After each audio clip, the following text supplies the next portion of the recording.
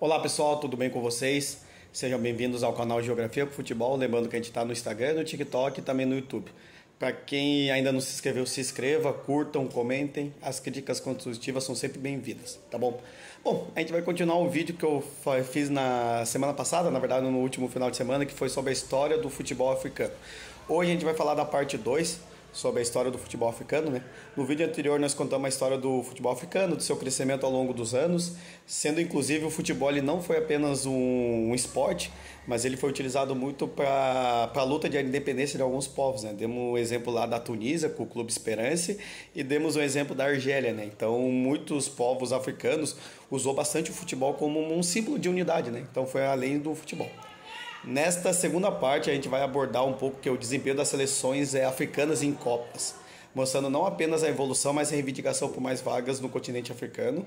E também vou falar também de desempenho dos países africanos em outros torneios que eles se deram super bem, né? No caso no Mundial Sub-20, né? As categorias de base e também a questão das Olimpíadas, onde 2 países africanos conseguiram o feito de ser campeões olímpicos, tá bom? Bom, falando então, iniciando então um assunto sobre a questão das Copas do Mundo, né? Quando começou as participações dos países africanos. A participação dos países africanos era bem restrita, né? Na primeira Copa, em 1930, não houve participação, na verdade foi uma Copa que foi no Uruguai, né? Foi uma Copa só de países da América e de países europeus. Em 1934, na segunda Copa, realizada na Itália, o Egito então vai ser a primeira seleção africana a participar. Foi uma participação rápida, né? A seleção do Egito acabou perdendo de 4-2 para a Hungria. Como o regulamento da Copa de 1934 era mata-mata, então o Egito jogou um jogo e foi logo eliminado. E aí o que acontece? Após a participação do Egito, durante muito tempo as seleções africanas ficaram de fora dos mundiais. Na verdade, ainda não tinha uma vaga especificamente só para o continente africano. Geralmente ela disputava a vaga com os países asiáticos e também com os países da Oceania. Então era muito difícil ter mais presença de países africanos. Inclusive muitos deles ainda eram colônias, né? A gente não pode esquecer disso, né? E muitos desses jogadores que nasciam na África iam jogar para as metrópoles. Teve até um exemplo do Giannis Fontaine, artilheiro da seleção da França na Copa de 58. Na verdade ele era marroquino de origem, então isso era muito comum, né? Enfim, aí o que vai acontecer? Vai haver um boicote das seleções africanas na Copa de 1966 na Inglaterra. Eles simplesmente não disputaram eliminatórias para a Copa. Esse boicote foi liderado pelo líder ganês Kwame Nkrumah. Eu estou aqui lendo aqui porque o nome dele é meio complicadinho. E aí o que acontece? Mas esse boicote foi até uma decisão até não só esportiva, mas também política. Esse boicote vai ter um sucesso importante. A partir de 1970, pelo menos uma vaga seria destinada ao continente africano. E aí, então, a partir de 1970, então, pelo menos uma vaga seria para um país da África, né? Então, a Copa de 1970, Marrocos vai representar a África, né? A Copa do Mundo realizada no México. Em 1974, uma seleção também vai representar a África, que é a seleção do Zaire. Só que, digamos que a campanha do Zaire foi uma campanha bem pífia. Derrota, inclusive o Zaire estava no grupo do Brasil, né? Derrota para a Escócia. Uma das maiores goleadas sofridas por uma seleção, que foi 9-0 para a Iugoslávia.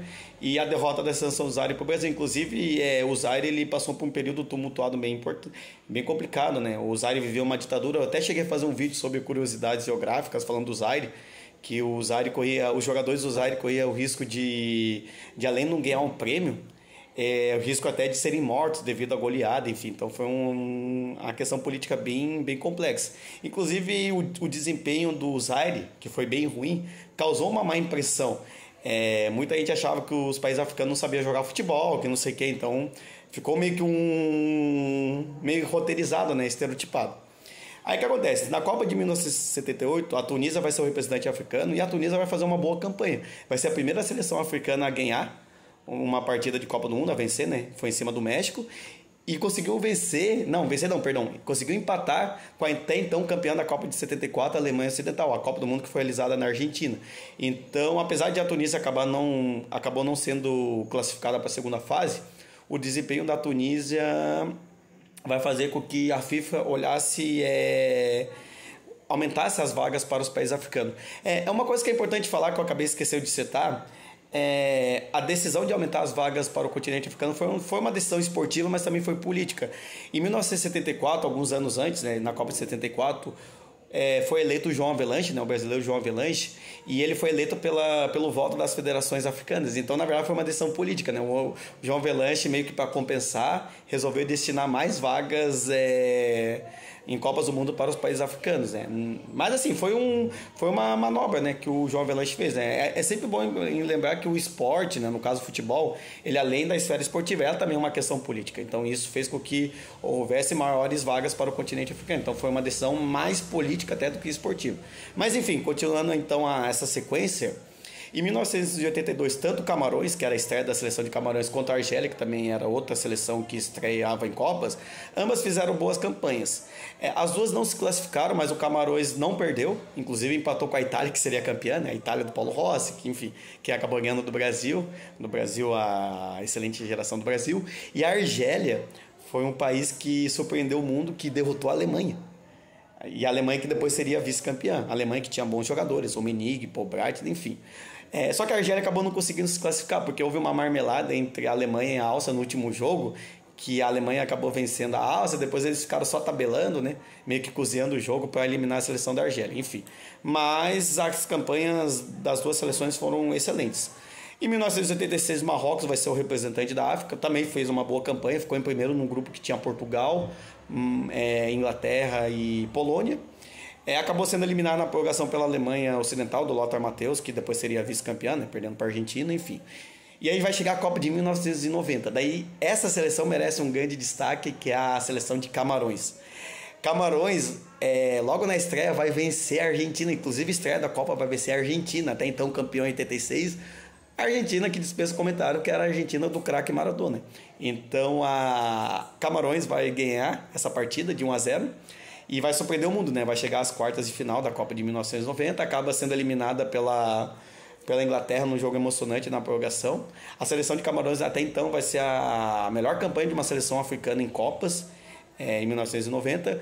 A seleção de Camarões que tinha um grande líder, que era um veterano atacante de Roger Millar, que na época tinha 38 anos. Ele também vai fazer história em 94, sendo o jogador mais velho a fazer um gol em Copas do Mundo. Mas enfim, esse desempenho de Camarões vai ser muito importante, porque aí na outra Copa seguinte, em 1994, vai aumentar o número de vagas para os países africanos. Então, ao invés de ter 2 representantes, vai ter 3. E aí o que acontece? Vamos então falar agora a partir da década de 90 e anos 2000. Vai ser um período de ouro do futebol africano. Vai surgir seleções fortes, competitivas, e vai ser um período que muitos craques africanos, já tinha jogadores africanos na Europa, mas muitos jogadores africanos vão virar destaque, não só jogadores comuns, mas destaques, né, no futebol europeu, né? É o caso de Gana, que tinha o Abedi Pelé, Nigéria com o J.J. Okocha, excelente jogador, George Weah, que vai ser o primeiro africano a vencer o prêmio de melhor jogador do mundo, enfim. E entre as seleções também vai ser um período muito importante, né? Na Copa de 94 e 98 vai ter a seleção da Nigéria, que vai ser uma seleção muito forte, com destaque já para o Okocha, que eu acabei de falar, e Yekini, o West, que foi companheiro do Ronaldo na Inter de Milão, e o Kanu, que esse aí eu já vou dar um destaque, né? Essa geração da Nigéria vai ser tão forte que vai acabar vencendo as Olimpíadas de 1996, derrotando o Brasil e a Argentina. Até hoje a gente tem pesadelos, né? Olha o Kanu, ele é perigoso, né? Então o Kanu acabou infernizando aqui a seleção brasileira nas Olimpíadas. Lembrando que em 1993, por exemplo, a seleção de Gana foi vice-campeã mundial sub-20, acabou perdendo para o Brasil. Teve uma geração também bem boa, então vai ser um período muito importante, não só em Copas das seleções africanas, mas também nesses torneios, né? Olimpíadas, Mundial Sub-20. Em 2000 foi a vez de Camarões ser campeã olímpica, né? Vencendo o Brasil nas quartas de final e derrotando a Espanha, com destaque para o então jovem Samuel Eto'o, certo? Então vai ser um período bem importante das seleções africanas, né? Em 2002, outra seleção vai igualar a campanha de Camarões, que é a seleção de Senegal. Logo na estreia também, o roteiro foi bem parecido com a Copa de 90. Estreia, enfrenta a então campeã mundial França. Chega lá, o Senegal vence por 1-0. E aí o Senegal faz uma campanha excelente, né? Um time bem ofensivo, um time que tinha um futebol envolvente, com destaque para o Henri Camara, o craque Diouf, né? Que já fazia sucesso no futebol francês, depois foi para a Inglaterra, e o atual técnico de Senegal, o Aliou Cissé, que era o capitão do time na época. Então o Senegal vai igualar a campanha de Camarões chegando às quartas de final, certo? Aí depois teve outros craques dos anos 2000 também, né? Como o caso do Didier Drogba, né? Que era o craque do Chelsea, atacante muito importante, também craque da Costa do Marfim, uma seleção forte nos anos 2000, né? Com o Drogba, também o Yaya Touré. E em 2010 também vai ser um período muito importante para a África, não só para o futebol, mas também no âmbito político e também no âmbito da cultura da África, né? Em 2010 vai ser a primeira Copa do Mundo que vai ser realizada em solo africano. A Copa do Mundo foi realizada na África do Sul. Vai ser importante, né? Porque vai ser um período de bastante unidade, né? União dos povos africanos, principalmente na África do Sul, né? País que sofreu bastante com a apartheid, com a segregação racial. Enfim, em 2010 também uma outra seleção vai igualar as campanhas de Camarões e Senegal, que é a seleção de Gana, que isso foi eliminado nas quartas, perdendo os pênaltis para aquele jogo maluco contra a seleção uruguaia, onde o Suárez foi lá e mete a mão na bola, enfim. E aí o que acontece? Avançando um pouquinho mais à frente, e aí em 2022, na última Copa, a seleção de Marrocos acaba fazendo a melhor campanha de uma seleção africana em Copas, chegando nas semifinais. A seleção de Marrocos com alguns jogadores de destaque, né? O caso do Hakimi, companheiro do Neymar no Paris Saint-Germain, entre outros. Então Marrocos acaba fazendo a melhor campanha, né? Na Copa do Mundo do Catar, enfim. Tem até uma frase que é bem interessante, né? O Pelé morreu ano passado, mas um dos sonhos do Pelé, inclusive uma das frases que ele fala que no século XXI uma seleção africana vai ganhar a Copa do Mundo. Bom, o sonho do Pelé ainda não foi realizado, mas é nítido nesse vídeo, né, que eu acabei explicando para vocês, mostra bastante como o futebol africano evoluiu. Não apenas na questão das seleções, mas também de muitos jogadores, né, sendo destaque na Europa, né. Eu falei também atualmente, né, como o caso do Salah, que joga no Liverpool, o Sadio Mané, que eu falei também no vídeo anterior, né, destaque também do Bayern de Munique, por aí vai. Tá bom, gente? Bom, finalizei aqui um pouco esse breve histórico das seleções africanas em Copas, mas também em Olimpíadas, categorias de base.